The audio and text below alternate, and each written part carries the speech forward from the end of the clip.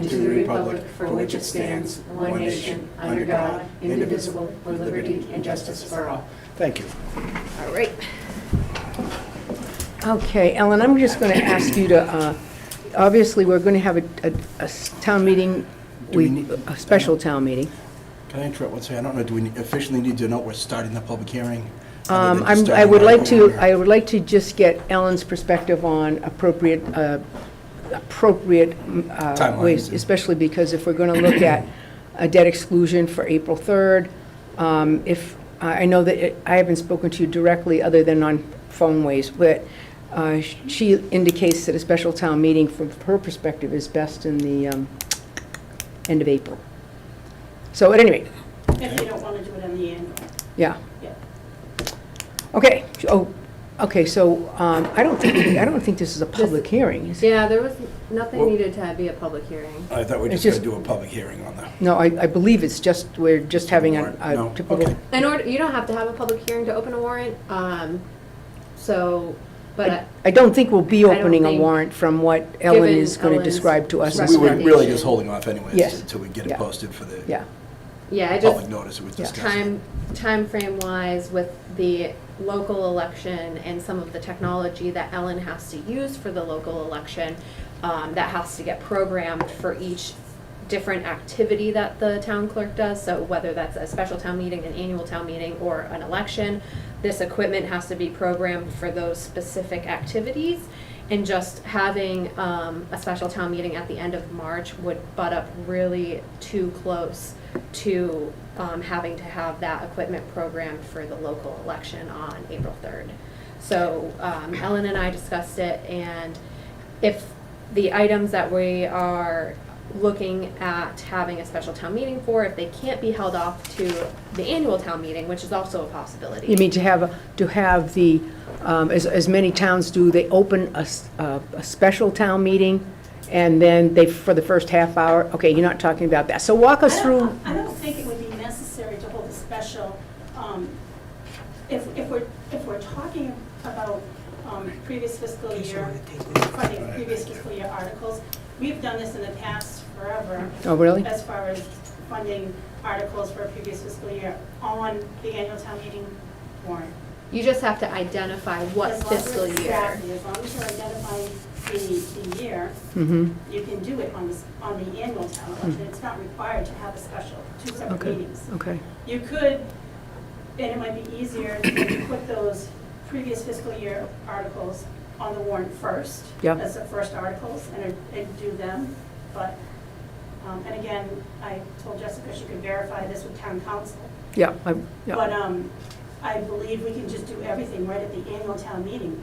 I mean, we've done it multiple times in the past. Okay, I would just At really like previous a legal fiscal years. opinion, because we don't want to get caught, having to really make some modifications in Absolutely. FY '23, because FY '23, we know we're going to have some issues of concern, Yep. and that we A lot of may times, have to they're use having free a cash special flow. town meeting and then just on the same day as the annual town meeting, when the towns that are doing that, Yeah. they're doing it because they didn't, something came up after the warrant had closed, because and after the warrant's posted, once that warrant's posted, they can't reopen the warrant. Mhm. So at that point, they have no choice but to do a special within their annual, so they do that frequently.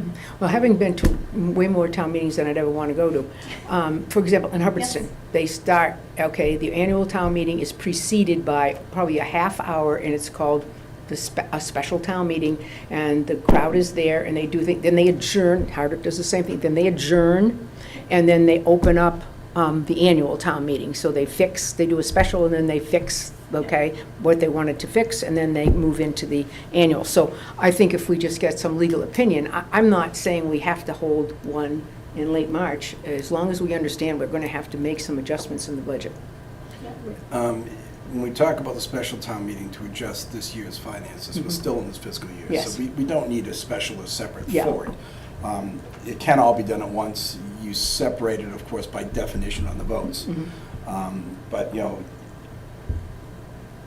if it makes people more comfortable to Yeah. open a special and close it, then so be it. I don't think it's necessary, but it really is just a matter of words. Yeah. And I, So it doesn't take any longer. to Yeah. And do it it. doesn't matter to me either way Yeah. either. I mean, it And I mean, obviously, we talk with Josh about it as well, Yeah. the moderator. Yeah. Okay. And then the other point to it is that if it is at an annual town meeting, it just reduces the cost, because how much does a town meeting usually cost to run? Well, it's just the advertising, having a constable for posting and advertising and all of that. And the workers. And the workers. Yeah. And it would make more sense to do it when you have the sound system and the whole thing, yeah. Right, because if you're having a special town meeting, it's actually 2 separate meetings. So we open the meeting, we check everybody in, we open up the meeting, everybody leaves, and we check them all back in again for the annual town meeting, because they're 2 separate Okay. meetings. Okay. That's what I That's what I said, thought, that's what I yeah. was gonna say, we'd have to do a double checking. I think it's smarter to do it all at once, and just put old business first, open this town meeting up, and say we're gonna open up old business first. Yeah, This is dealing with the FY '23 budget. right. And here's the following items we're going to Yeah. vote on. Let me be very clear, we're going to vote on FY '23 items. When those are done, then we'll begin looking at the FY '24, all within the Well, same meeting. I don't think there's And any that would problem give with us considerable amounts of time to, not worry about opening and closing a warrant quickly tonight, you know, so, or that. within Well, the we'd next open week. it and leave it Yeah. open for a week, but Yeah. still, it's, Sorry about that.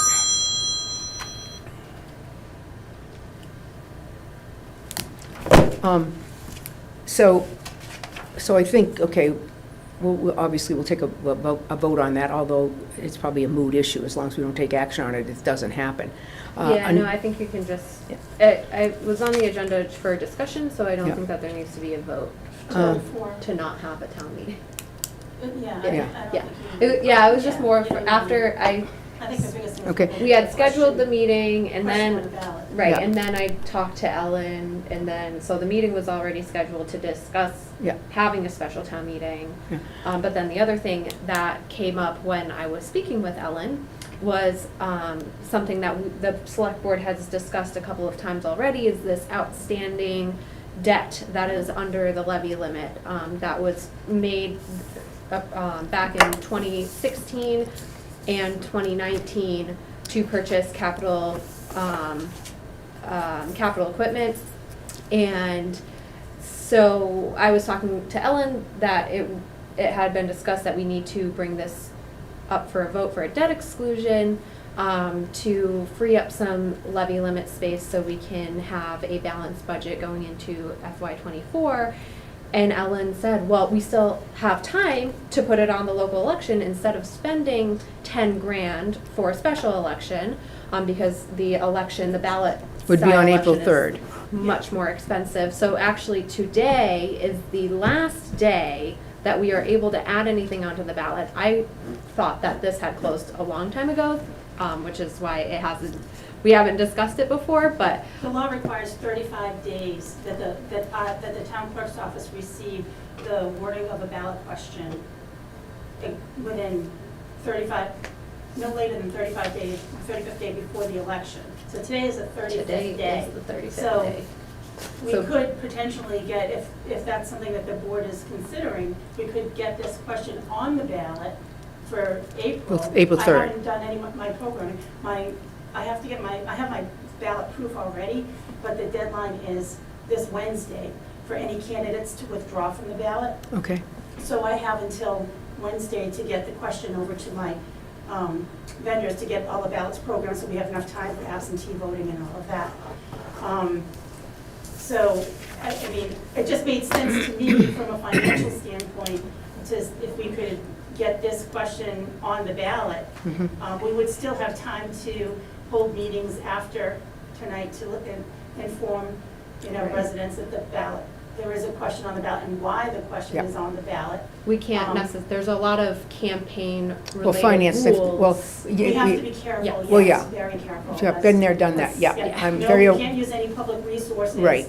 to, well, of course, the select board would have the obligation to present information. exactly. I mean, we can't just say, well, we're not going to say anything. We have to present information. The concern that I have is in our sort of every other week, we have meetings with, Dan from finance committees and accountants and so forth. We know that this debt is part of operations, which has been problematic. I mean, we end up we're really tight with having enough operational money under the levy. And we know with our with our efforts in negotiations currently, that freeing up some of this old debt and getting it off the books is probably an important step to consider and to communicate that possibility to our townsfolk. I mean, obviously, it's their decision. What a debt exclusion would do is put this outside of the levy until it's paid off the next, I think, 4 years. One thing too is the question is just asking whether or not the voters Right. want to debt exclude. There's not a dollar amount Nope. in Right, that, right. in that question on the ballot. It's Yeah. just a vote whether or not they want to do this. It still would have to go to the town meeting, and then at the town meeting would be whether or Of not the they want to- appropriation. Yeah. Right. I have So they would have another chance at it. So, exactly. So Okay. that- I have used the language Thank you. of the. Well, I know that, using free cash to pay off something that's going to create a structural deficit is probably not the best thing to do. And, we may be forced to do that. We saw the numbers in local, our local resources coming out of the governor's budget, not what we were clapping about. So I don't know, what's your take on that, Greg? I'm certainly open-minded to say that the Budget and Finance Committee has concerns, we have concerns, and then saying to the community, what do you think about this? First and foremost, these were placed in the levy as a typical operations thing. So when these Yeah, I know. when these debts expire, we typically took on more debt to take their place. So it's sort of been over the last, since I've been on the board, this has been a portion of the levy earmarked to pay down debt to purchase things forth. That's what it's always been intended for. So trying to remove that and pay it off and then re-spend that amount of money, I find troubling. It does, but once again, I'll be very clear. It's been the policy of the board since I've been on, it would still be my policy. If any member of this board wishes to place this in the warrant, we'll support it for the warrant that the people decide. Yeah. But, we look at what they say, this amount of $300,000. It says the cost on an average single-family home. For how long does that cost on the average single-family home? So this sheet right here has the breakdowns for the next 4 fiscal years. So on a $300,000 house, for FY '24, it would be $85.30 for the year. So that breaks down to about $7.11 per month. In FY '25, that cost would go down a little bit to $81.24. Okay. I don't need them all read out, I can understand that. Now, the next question I would point out, because I did this before, I found it absolutely mind-boggling. What is the average single-family considered in this town for a home value? $300,000. That's That was from the assessors. DOR. Oh, wow. DOR. Yeah. See, last time I went down there and I did this, they came up with see, and I don't know what they're calling an average, but if you broke down the tax base by the number of taxpayers in residential homes, it came out to be something in the neighborhood of $1,500 per home average tax, which I paid 2.5 times that, and my home is by no means one of the better-run homes in town. It was built in 1837. So I think there's a great tax disparity still in town where some people are paying. If I'm paying 2.5 times that median, the average, the arithmetic mean of all, take the total number divided by the number of payers, and we all paid the same, we'd pay about, let's say $1,500. I pay, 2.5 or 2 1/3 of that. I imagine as do you. And I know other people that pay well in excess of double that. So there must be people on the other end of the scale that are paying. Well, the average one has to be that Small portions. 50% of the people are paying less than that, and 50% of the people are paying more than that, if it's an average. Yes, you would think so. Well, Yes. well, and I mean, it all depends, But when and it all depends what you own. For example, if you owned, ancillary acreage somewhere else in the town, and so you have 2, 3, 4 tax bills. Well, yeah, this 85 is not going to be for you. So the. This 85 is not going to be for I Maureen think Marshall. I'm misrepresenting what I'm saying. So obviously, if I consider my house built in 1837, not to be in the better end of town, but I'm paying double the average, so I'm in the high end. You're paying over $6,000 for your house? Well, I pay Taxes? $3,600 a year. The average tax bill would be $1,500 Oh. if you divide it equally. it would be $1,500. Jesus, you're getting away with more compared to what I'm paying. All right, that's what I'm saying. So, just telling you. And How I, about you? And I personally consider an extra $80 a year trivial.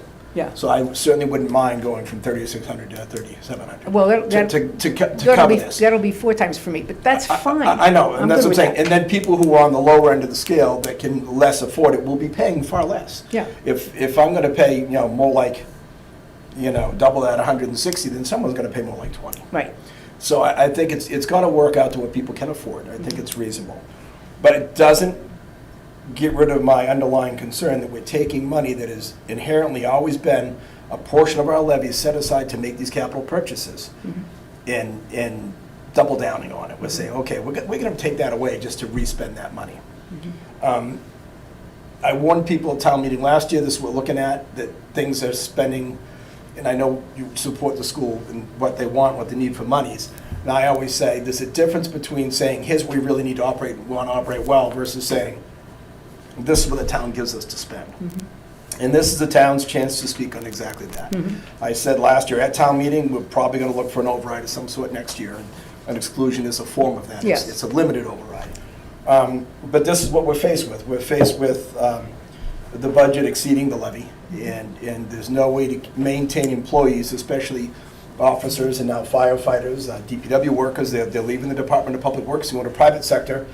My son works in it, and he makes more than double what this DPW would ever pay him. I know. Either we expend the more money, or we're going to have this constant rollover. If people want their town services to improve, it's got to come down to something like this. Or even to be stable.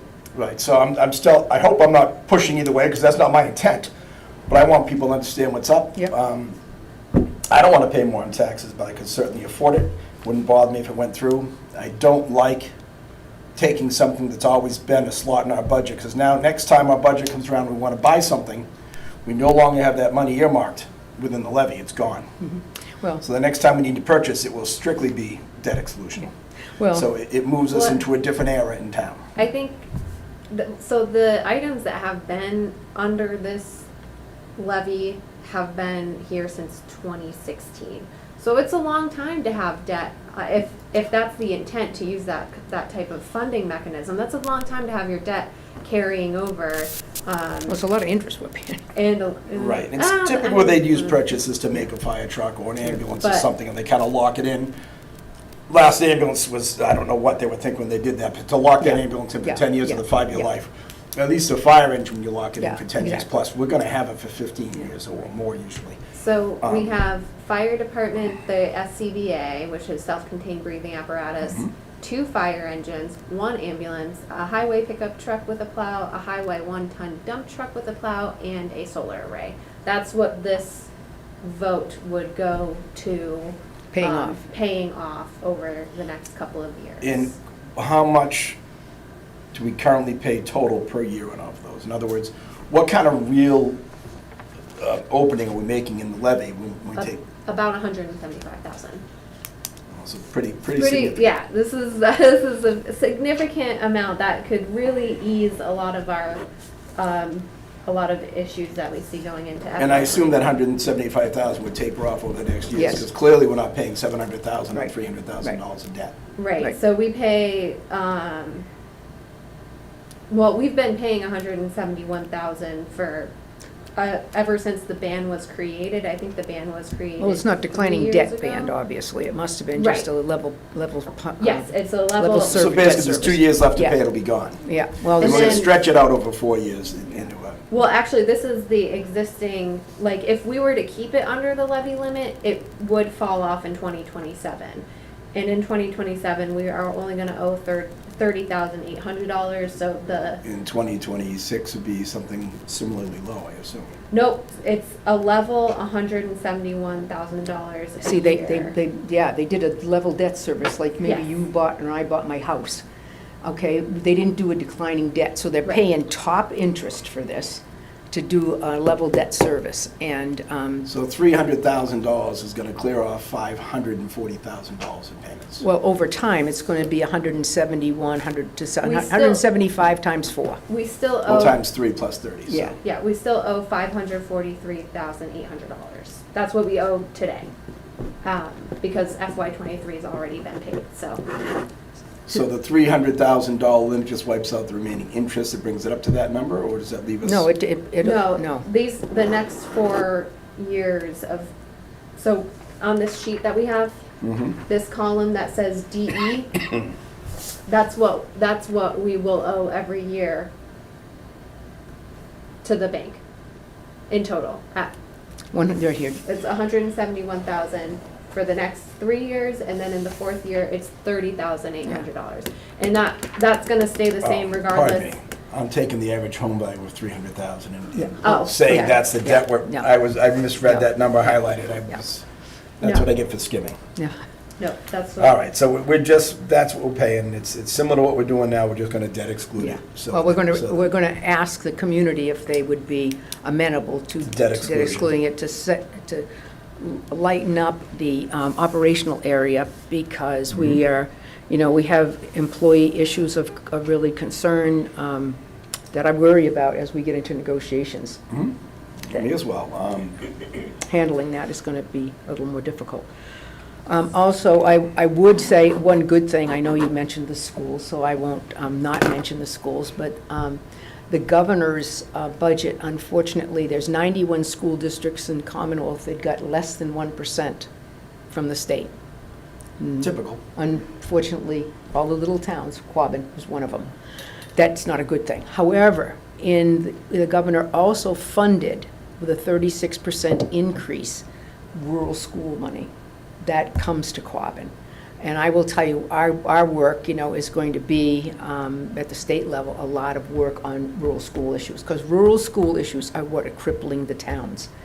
They want you to do this, and this, and special ed programming, for example, for students who have to be sent to a special ed placement. They allowed those schools to increase their tuition by 14%.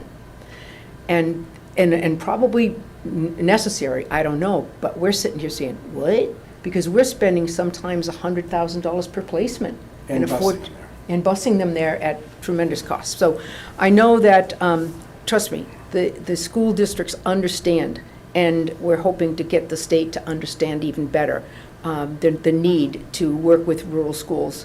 The Student Opportunity Act that was paid, and I think we're probably into the second or third year, is millions and billions of dollars to what they call the gateway schools in the cities. And I'm not saying they don't need the money, okay, but the rules have really been left out, and we're working very hard on that piece. And I know that our, administrative team at Quabbin, as well as all around us, are working hard too. So I hope that we can see some help for the districts. It doesn't have to come from the town. It would be nice. Yeah, because our kids still need what they need and whatever. But, so I guess what we need to do is to take a formal vote, Yes. which is to indicate the vote would be, shall we support a debt exclusion? And it would say, shall the town of Barre be allowed to exempt from the provisions of Proposition 2.5, so-called, the amounts required to pay for the bond issued in order to purchase a fire department self-contained breathing apparatus, fire department engine 1, fire department engine 4, ambulance, highway pickup with plow, highway 1-ton truck with plow, solar array. So unfortunately, this was that, when the Collins Center came here some years ago, before your time, before my time, and rolled out this new way of, you can buy all of this stuff, not to worry, just, Yeah. I mean, just borrow the money for X number of years, many more years than this stuff is serviceable for us. So we need to just get out from under that, and we would like the townspeople to understand what we'd like them to do, and if they vote yes, that'd be one situation. If they vote no, that's another situation. Well, I wouldn't say what we'd like them to do, because No. we're supposed to be unbiased in it. Once again, trying very hard to explain it as factually as I can. Pros and cons, what I see as a hindrance to it, but what that opens up to and where it steers us in the future. Right. But we are fast approaching the point where I don't think purchases in the future are going to be within the levy anymore anyways. I think future purchases are going to have to be debt excluded in the future. This would just back us up to the tail end of a couple of the past debt exclusions. to allow us to, you know, fund mainly employee payrolls. Mainly employee payrolls. Now that we have, people have to understand, we have a unionized police department, unionized full-time fire and EMS, Mhm. and unionized DPW. So Yeah.